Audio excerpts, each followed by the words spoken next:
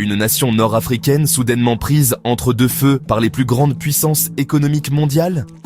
C'est le titre du New York Times. Le Maroc est désormais un carrefour majeur dans la guerre économique entre les États-Unis et la Chine.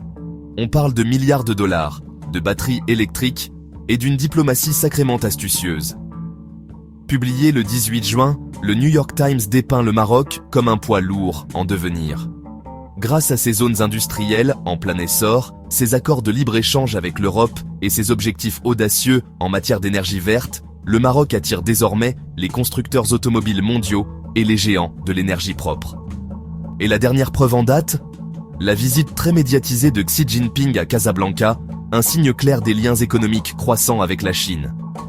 Dans la foulée, la Chine investit près de 10 milliards de dollars dans des usines marocaines de batteries, de véhicules électriques et d'usines de nouvelle génération. Mais voilà, le hic, être un carrefour industriel comporte de sérieux risques. Les États-Unis augmentent leurs tarifs douaniers sur la Chine, atteignant jusqu'à 145%. Pendant ce temps, le Maroc signe des accords commerciaux à tour de bras avec Bruxelles, avec Pékin, avec Washington.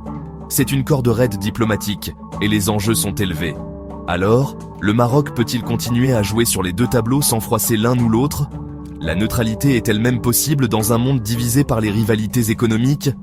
Maintenant, c'est à votre tour. Est-ce une stratégie gagnante pour l'économie marocaine ou est-ce trop risqué à long terme? Laissez vos réflexions dans les commentaires, je les lis toutes. Et n'oubliez pas de vous abonner pour rester au courant des grandes histoires mondiales, directement du point de vue du Maroc.